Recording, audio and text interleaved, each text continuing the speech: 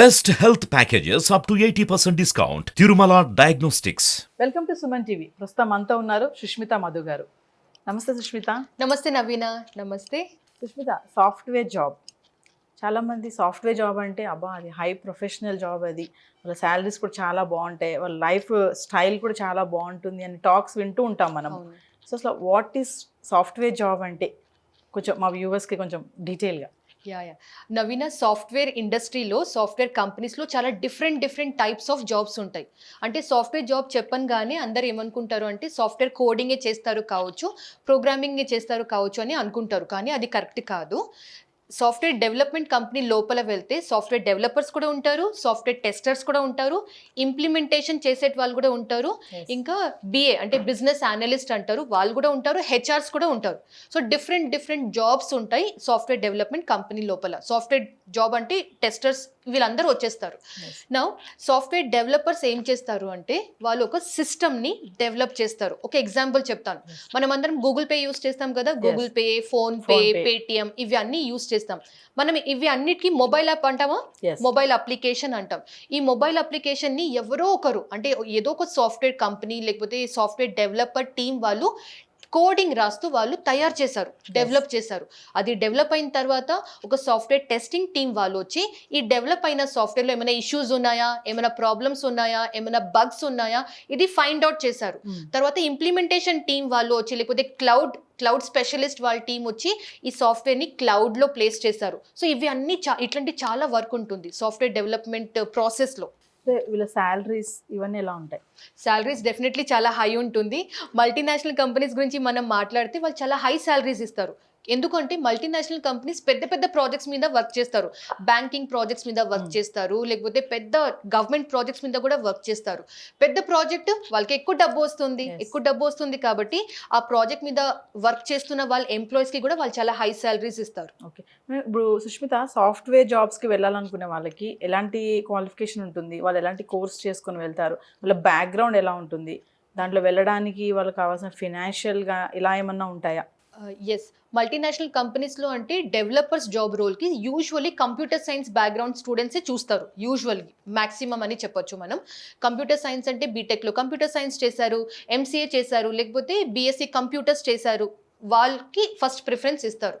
ఇంకా ఈ స్టూడెంట్స్కి కూడా సపోజ్ వాళ్ళు ఏమైనా ప్రోగ్రామింగ్ లాంగ్వేజ్ నేర్చుకున్నారు, ఫర్ ఎగ్జాంపుల్ జావా లేకపోతే .NET లేకపోతే ఇట్లాంటి ఏమైనా ప్రోగ్రామింగ్ స్కిల్స్ నేర్చుకున్నారు అంటే వాళ్ళకి కూడా ఫస్ట్ ప్రిఫరెన్స్ ఇస్తారు. కొన్ని మల్టీనేషనల్ కంపెనీస్ ఏం చేస్తారో తెలుసా, మంచి కాలేజెస్లో, బీటెక్ కాలేజెస్, గ్రాడ్యుయేషన్ కాలేజెస్లో వెళ్ళి మంచి స్టూడెంట్స్ని క్యాంపస్ ప్లేస్మెంట్లు కూడా హైర్ చేసి వాళ్ళే ట్రైనింగ్ ఇచ్చి వాళ్ళే ప్రాసెసెస్లో వాళ్ళు పెట్టేస్తారు. ఓకే, సో ఇలా వాళ్ళకి చాలా హై శాలరీస్ ఇస్తారు. ఓకే, ఈ సాఫ్ట్వేర్ జాబ్స్లో అసలు ఏమేమి డిపార్ట్మెంట్స్ ఉంటాయంటారు? సాఫ్ట్వేర్ జాబ్స్లో సాఫ్ట్వేర్ డెవలపర్స్ ఉంటారు, సాఫ్ట్వేర్ టెస్టర్స్ ఉంటారు, డిజైనర్స్ కూడా ఉంటారు, బిజినెస్ అనలిస్ట్ అంటారు, స్క్రమ్ మాస్టర్స్ ఉంటారు, క్లౌడ్ స్పెషలిస్ట్ ఉంటారు, ఇంప్లిమెంటేషన్ ఎగ్జిక్యూటివ్స్ ఉంటారు. ఇట్లాంటి చాలా డిఫరెంట్ టీమ్స్ ఉంటాయి. ఈ టీమ్స్ కూడా depends from company to company. Naveena, పెద్ద కంపెనీలో అంటే ఈచ్ అండ్ ఎవ్రీ రెస్పాన్సిబిలిటీ కోసం సపరేట్ టీమ్స్ ఉంటాయి. చిన్న కంపెనీస్లో, స్టార్ట్అప్ కంపెనీ, మిడ్ లెవెల్ కంపెనీలో డెవలపరే కోడింగ్ చేస్తున్నారు, డెవలపరే టెస్టింగ్ చేస్తారు, డెవలపరే క్లౌడ్లో కూడా క్లౌడ్ మెయింటెనెన్స్ ఇవి అన్ని కూడా డెవలపరే చూసుకుంటారు. సో చిన్న కంపెనీస్లో మల్టిపుల్ టాస్క్ చేస్తారు సాఫ్ట్వేర్ డెవలపర్స్. ఇప్పుడు కొన్ని జాబ్స్ చూసుకుంటే సుష్మిత, 1 year ఒక దగ్గర చేస్తారు, మళ్ళీ ఇంకొక జాబ్లోకి జంప్ అవ్వడం చేస్తూ ఉంటారు. ఈ సాఫ్ట్వేర్ జాబ్స్ కూడా అలానే ఉంటాయా? అంటే కంటిన్యూటీ ఉంటుందా, లేకపోతే వీళ్ళు కూడా వేరే కంపెనీస్కి షఫల్ అవ్వడం అలా ఏమన్నా ఉంటాయా? డెఫినెట్లీ చేస్తారు నవీన. ఎందుకంటే ఒకే కంపెనీలో అంటే 2-3 years కన్నా ఎక్కువ టైం ఒక సాఫ్ట్వేర్ డెవలపర్ స్పెండ్ చేయరు.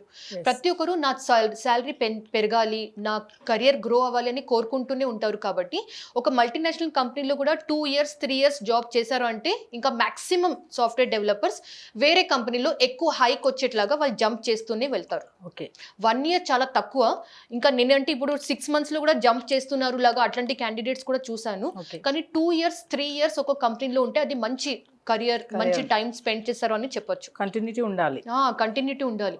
అదర్వైజ్ ఇది 6 months 1 yearలో జంప్ చేస్తున్న క్యాండిడేట్స్ వాళ్ళు ఏదైనా ఇంటర్వ్యూలో వెళ్తే కూడా హెచ్ఆర్ కూడా అడుగుతారు, why are you changing your jobs so frequently, ఇంత ఫాస్ట్గా మీరు ఎందుకు జాబ్స్ చేంజ్ చేస్తున్నారు, వాళ్ళు స్టెబిలిటీ లేదు లాగా హెచ్ఆర్స్ అలాగే చూస్తారు ఆ క్యాండిడేట్స్ని.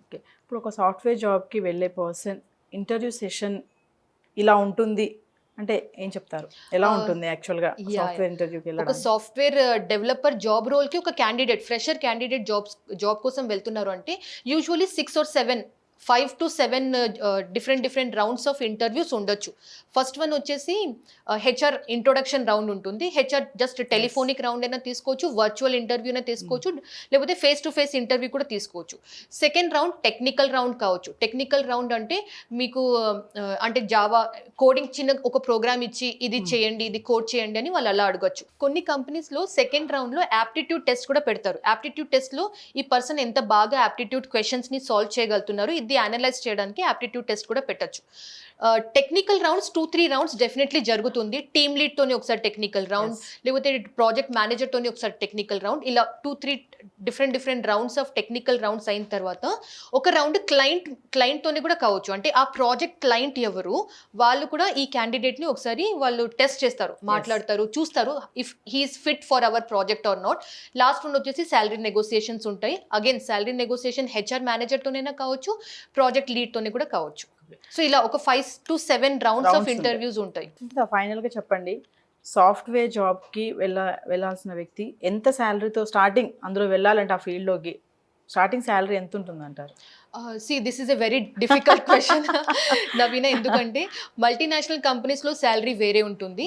మల్టీనేషనల్ కంపెనీలో కూడా 2 డిఫరెంట్ టైప్స్ ఉన్నాయి. ఫస్ట్ వన్ వచ్చేసి క్యాంపస్ ప్లేస్మెంట్ నుంచి వస్తున్న క్యాండిడేట్స్ శాలరీ డెఫినెట్లీ హై ఉంటుంది. ఓకే, ఎందుకంటే కంపెనీ మల్టీనేషనల్ కంపెనీ కాలేజ్ లో వెళ్ళి వాళ్ళకి పట్టుకొని తీసుకొస్తున్నారు. So salaries will be very high. Multinational కంపెనీలో ఆఫ్ క్యాంపస్ అంటే వాక్ ఇన్ డ్రైవ్స్ లో సెలెక్ట్ అయిన క్యాండిడేట్స్ శాలరీ కొంచెం తక్కువ కావచ్చు. So salaries city to city కూడా కొంచెం డిఫరెంట్ ఉంటుంది. ఫర్ ఎగ్జాంపుల్ హైదరాబాద్ లో కొంచెం శాలరీస్ తక్కువ ఉండొచ్చు, బెంగళూరులో అక్కడ స్టాండర్డ్ ఆఫ్ లివింగ్ డిఫరెంట్ ఉంది కాబట్టి అక్కడ శాలరీస్ కొంచెం హై ఉండొచ్చు. So city to city, company to company, అది పెద్ద కంపెనీనా చిన్న కంపెనీ దీని బేస్ మీద శాలరీస్ డిఫరెంట్ ఉంటుంది. కానీ ఆన్ అన్ యావరేజ్ హైదరాబాద్ లాంటి మార్కెట్లో స్టార్ట్అప్ కంపెనీ నుంచి నేను చెప్తున్నాను, ఒక ఫ్రెషర్ డెవలపర్ అంటే 15,000 రూపీస్ నుంచి 40,000 రూపీస్ వరకు వాళ్ళు శాలరీ ఎక్స్పెక్ట్ చేసుకోవచ్చు, డిపెండింగ్ ఫ్రమ్ కంపెనీ సైజ్, ఎంత పెద్ద కంపెనీ ఎంత చిన్న company. Thank you Sushmita. Software job ఎలా ఉంటుంది, శాలరీస్ ఎలా ఉంటాయి, వాళ్ళ ఇంటర్వ్యూ సెషన్స్ ఎలా ఉంటాయి, ఎన్ని రౌండ్స్ ఉంటాయి, అసలు వాళ్ళ లైఫ్ ఎలా ఉంటుందని చాలా బాగా ఎక్స్ప్లెయిన్ చేశారు. Thank you so much. Thank you Naveena. Thank you.